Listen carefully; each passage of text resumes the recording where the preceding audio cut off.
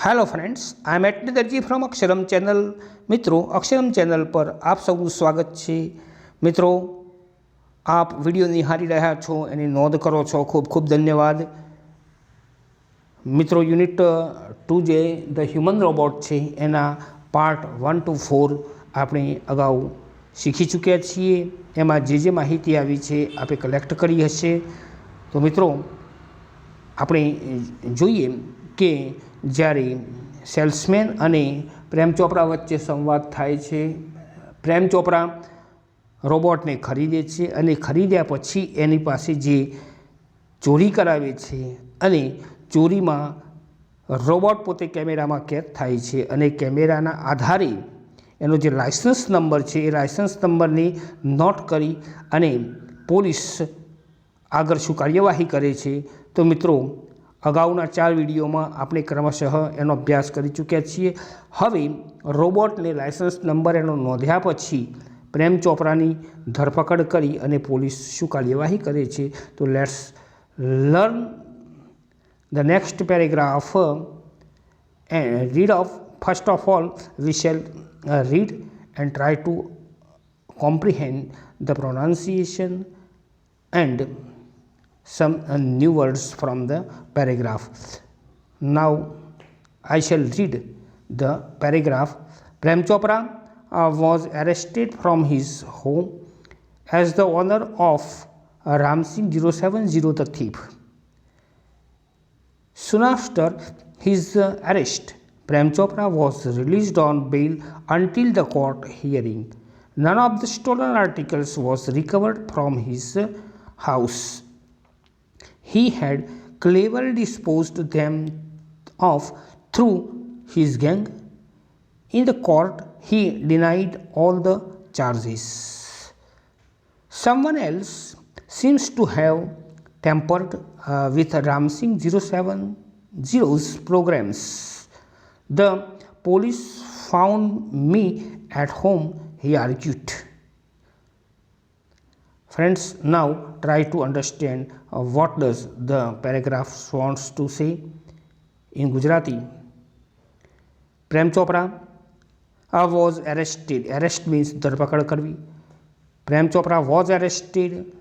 પેસિવમાં છે, પ્રેમ ચોપરાની ધરપકડ કરવામાં આવી from his home as the owner of Ramsingh 070 the thief. Ram Singh 070 એના માલિક તરીકે પોતે ચોર છે અને એના માલિક તરીકે જે પ્રેમ ચોપરા જે છે એની ધરપકડ પોલીસે એના ઘરેથી કરી. સૂન આફ્ટર હિઝ એરેસ્ટ, એની ધરપકડ થતાં તરત જ પ્રેમ ચોપરા વોઝ રિલીઝડ, એને રિલીઝ કરવામાં આવે છે, મુક્ત કરવામાં આવે છે ઓન બેઇલ એટલે કે જામીન પર એને મુક્ત કરવામાં આવે છે અન્ટિલ ધ કોર્ટ હિયરિંગ, કોર્ટનું હિયરિંગ થાય ત્યાં સુધી એને છૂટો કરવામાં આવે છે, મુક્ત કરવામાં આવે છે. None of the stolen articles એટલે ચોરાયેલી વસ્તુઓ. None of the stolen article was recovered from his house, એના ઘરેથી કોઈ આવી ચોરાયેલી વસ્તુઓ મળી નહીં, એટલે કોઈ આધાર પુરાવો મળ્યો નહીં. He had cleverly disposed them of through his gang, એને જે કંઈ ચોરીની વસ્તુઓ હતી એ હી હેડ ક્લેવર ડિસ્પોઝડ, એનો નિકાલ કરી નાખ્યો હતો, ડિસ્પોઝ કરી નાખ્યો હતો. કોના દ્વારા? તો થ્રુ હિઝ ગેંગ, એની જે ટોળકી હતી એ ટોળકી દ્વારા જે કિંમતી વસ્તુઓ ચોરાયેલી હતી એનો નિકાલ કરી નાખ્યો હતો, એટલે એના ઘરેથી કોઈ આવી કિંમતી વસ્તુઓ મળી આવી નહીં. In the court he denied all the charges, એના પર ચાર્જ મૂકવામાં આવ્યો, એના પર આરોપ મૂકવામાં આવ્યો, એનો એ ડિનાય કરે છે, અસ્વીકાર કરે છે. કોર્ટની અંદર એનો અસ્વીકાર થયો પછી someone else seems to have tampered with Ramsingh 070's programs.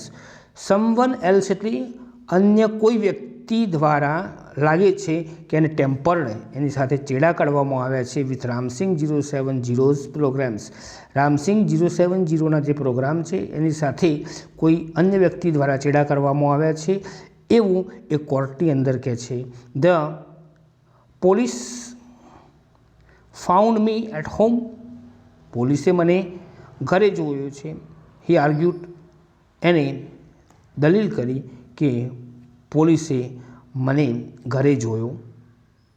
તો મિત્રો આ પેરેગ્રાફમાં રામસિંગ 070 જે છે એની ચોરી કરે છે અને લાયસન્સના આધારે, લાયસન્સ નંબર જે છે એના આધારે એનો માલિક જે છે પ્રેમ ચોપડા, એ પ્રેમ ચોપડા એને પોલીસ એના ઘરેથી એની ધરપકડ કરે છે, પરંતુ એને કોઈ ચોરાયેલી વસ્તુઓનો આધાર પુરાવો મળ્યો નહીં, એટલે એને જામીન પર કોર્ટના હિયરિંગ સુધી મુક્ત કરવામાં આવે છે.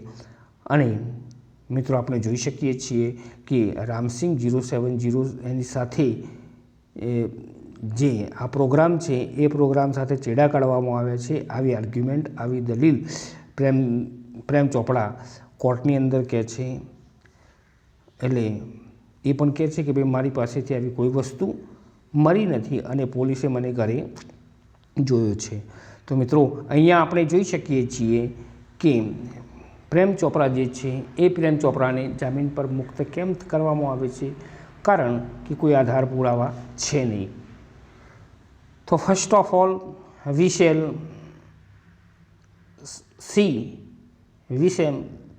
study the first question, who was the owner of Ramsing 070? Answer: Prem Chopra was the owner of Ramsing 070.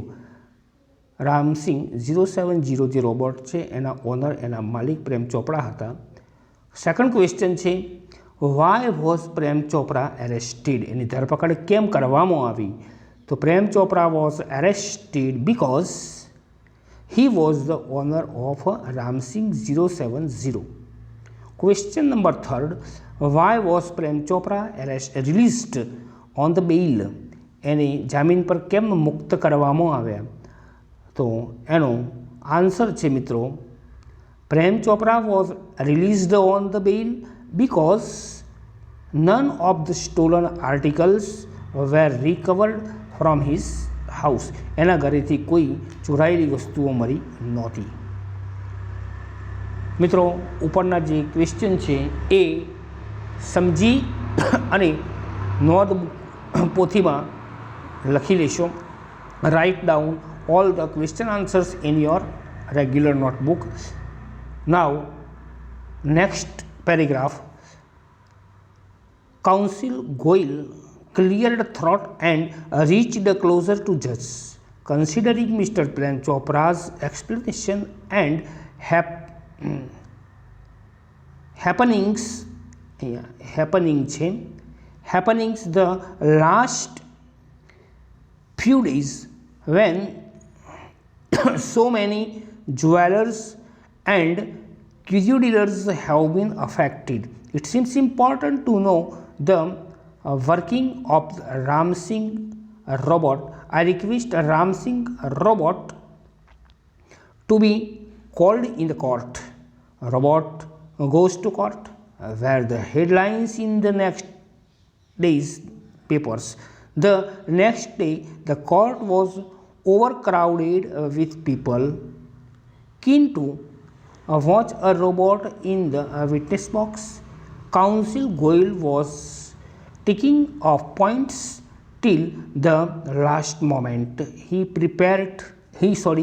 appeared confident and crisp, but so was Prem Chopra.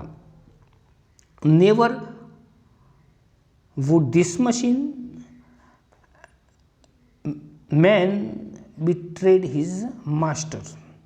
The proceeding began and Ramsing 070 appeared in the witness box. So friends, try to comprehend the Gujarati meaning of the paragraph. Counsel Goyal cleared throat. એનું ગળું throat ખૂંખાર્યું છે અને ખૂંખારીને ક્યાં પહોંચાય છે? Closure two જજ, જજની નજીક પહોંચ્યા. Council એટલે વકીલ ગોયલ જે છે એનું ગળું ખૂંખારી અને જજની નજીક જઈ કન્સિડરિંગ પ્રેમ ચોપડાઝ એક્સપ્લેનેશન, એના એક્સપ્લેનેશનને, એના ખુલાસાને ધ્યાનમાં લેતા, એન્ડ ધ હેપનિંગ્સ છે અહીંયા HAPPENS ING હેપનિંગ એટલે કે એનો ખુલાસો અને happenings of last few days છેલ્લા કેટલાક દિવસની બનેલી કેટલીક ઘટનાઓ when so many jewellers and curio dealers have been affected જ્યારે સો મેની જ્વેલર્સ ઘણા બધા જે જ્વેલર્સ હતા અને ક્યુરિયો ડીલર્સ હતા જે કિંમતી વસ્તુઓ વેચનાર પ્રાચીન વસ્તુઓ વેચનાર જે વેપારીઓ હતા એમને અસર થઈ હતી અફેક્ટ થઈ હતી એનો ખુલાસો ધ્યાનમાં લેતા it seems important to know the working અને શું કહ્યું ભાઈ કે it important to know the working of the Ramsingh robot Ramsingh રોબોટનું જે વર્ક છે એનું કાર્ય જે છે એને જાણવું ખૂબ અગત્યનું છે. આ રિક્વેસ્ટ રામસિંગ રોબોટને હું રિક્વેસ્ટ કરું છું to be called in the court, એને કોર્ટમાં બોલાવવામાં આવે, એને કોર્ટમાં લાવવામાં આવે એવી જજ સાહેબની મારી રિક્વેસ્ટ છે, કારણ કે એનું કાર્ય આપણે જાણવું પડશે. Robot goes to court, robot કોર્ટમાં જાય છે. Where the headlines in the next ડેના પેપરમાં હેડલાઇન આવી ગઈ કે રોબોટ કોર્ટની અંદર હાજર થવાના છે. The next day the court was overcrowded, કોર્ટમાં ભીડ થઈ ગઈ, ઓવરક્રાઉડ થઈ ગયું વિથ પીપલ, લોકોની ભીડ જામવા માંડી. કેમ ભાઈ? તો they were keen to watch a robot in the witness box. Witness box એટલે સાક્ષી બોક્સની અંદર રોબોટને જોવા માટે લોકોની ભીડ જામવા માંડી કે સાક્ષી બોક્સમાં માણસ હોય પણ આ જગ્યાએ રોબોટ હાજર થવાના છે. તો જે ભીડ છે એને આશ્ચર્ય લાગ્યું અને આ સૌ પ્રથમ જે રોબોટ કોર્ટમાં હાજર થવાના છે એ જાણી અને લોકોની કોર્ટની આગળ ભીડ થવા માંડી. Counsel Goyal was ticking off points. Counsel Goyal વકીલ જે છે એ પોઈન્ટ ટીક કરતા હતા, મુદ્દા નોંધતા હતા ટીલ ધ લાસ્ટ મોમેન્ટ, અંત સુધી એમને આ મુદ્દાઓની નોંધ કરી રાખી. હી અપિયર્ડ કોન્ફિડન્ટ એન્ડ ક્રિપ્સ, પોતે ખૂબ જ આત્મવિશ્વાસુ લાગતા હતા. એમને પોતાની જાત ઉપર ભરોસો હતો કે ચોક્કસ આમાંથી કંઈક તથ્ય મળશે. સો વોઝ પ્રેમ ચોપરા, અને એટલા જ પ્રેમ ચોપરાને પણ આત્મવિશ્વાસ હતો. કારણ એમને શું વિશ્વાસ હતો પ્રેમ ચોપરાને? તો પ્રેમ ચોપરાને એ ખબર હતી કે never would this machine man betray his master. આ મશીન મેન છે એ ક્યારેય બિટ્રે, BETRAY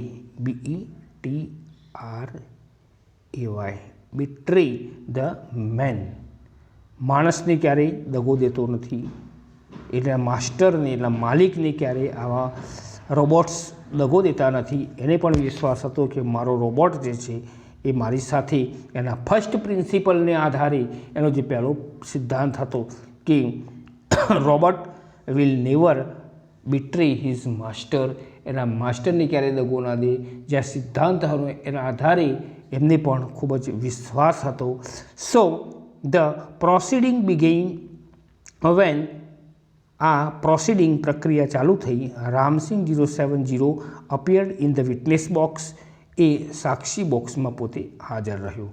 તો મિત્રો આપણે જોઈ શકીએ છીએ કે કોર્ટની અંદર આજ સુધી માણસ એ સાક્ષી બોક્સમાં હાજર રહેતો સવાલ જવાબ કરવા માટે. આજે રોબોટ એટલે કે એ મશીન એ વિટનેસ બોક્સમાં આવવાનું છે, એટલે લોકોની ભીડ ત્યાં જોવા માટે ઊભી છે. હવે રિઝલ્ટ, એનું પરિણામ શું છે એ આપણે જોઈશું. પણ અહીંયા જે પેરેગ્રાફના ક્વેશ્ચન આન્સર છે, please friends note down all the questions and answers in your notebook. એને નોટબુકમાં ઉતારી તૈયાર કરી લેશો. Let's question number first, who is council? Council એટલે વકીલ કોણ છે ભાઈ? તો mister Goyal is a council. Mister Goyal વકીલ છે. લોયર મીન્સ કાઉન્સિલ, વકીલ. Who was cold to the court? કોર્ટની અંદર કોને બોલાવવામાં આવ્યો? તો Ramsing 070 was called to the court. Next, what were the headlines in the newspaper? Newspaper માં headlines કઈ હતી? તો friends, the headlines in the newspaper were robot goes to the court. Robot કોર્ટમાં જાય છે, આ હેડલાઇન ન્યૂઝપેપરની અંદર છપાઈ ગઈ. Question number 5, what was Prem Chopra confident about? Confident એને જે પ્રેમ ચોપરાને હતો એ શું હતો? તો Prem Chopra was confident about machine that this machine would never betray his master. આ મશીન ક્યારેય પોતાના માસ્ટર સાથે વિશ્વાસઘાત કરશે નહીં. Next question, why was the court over crowded with people? લોકોથી ઓવર ક્રાઉડ કેમ થઈ ગઈ? કોર્ટમાં ભીડ કેમ જોવા મળી? તો ફ્રેન્ડ્સ, એનો આન્સર છે the court was over crowded with people to watch a robot in the witness box. Witness બોક્સમાં રોબોટ આવવાનો છે એ જોવા માટે લોકોની ભીડ ત્યાં જમા થવા લાગી. તો ફ્રેન્ડ્સ, અહીંયા આપણે 2 પેરેગ્રાફ જોયા. તો 2 પેરેગ્રાફની અંદર જે ક્વેશ્ચન આન્સર છે એ note down and write down in your notebook and prepare them. એમને તૈયાર કરવાનું ખાસ ચૂકશો નહીં. આપણે અહીંયા 1 થી 5 નંબરના જે પાર્ટ છે એ પાર્ટ 1 થી 5 પાર્ટ એ જોયા. હજુ પણ પાઠ અધૂરો છે, એને પૂરો કરવાનો છે. તો મિત્રો સાથે જોડાયેલા રહેશો. ખૂબ જ અગત્યનું છે પાઠ અને એની સાથે આપેલા પ્રશ્નો. આમાંથી પૂછાતા જે અગત્યના પ્રશ્નો છે એ અહીંયા મૂકેલા છે, એનો અભ્યાસ કરીને મૂકેલા છે. તો મિત્રો, ક્યારેય આ બેધ્યાનમાં લેશો નહીં, કેરલેસ બનશો નહીં અને શાંતિથી તમામ પ્રશ્નો અને જવાબ જે છે એનો અભ્યાસ કરી પોતાની નોટબુક જે છે એમાં નોંધી લેશો. અગાઉ જે પ્રશ્નો જે છે એ પ્રશ્નો તમે તમારી નોટબુકમાં લખ્યા છે. તો તમામ પ્રશ્નોનું સંકલન એક જગ્યાએ કરી રાખશો. ખૂબ ખૂબ ધન્યવાદ. Thank you very much.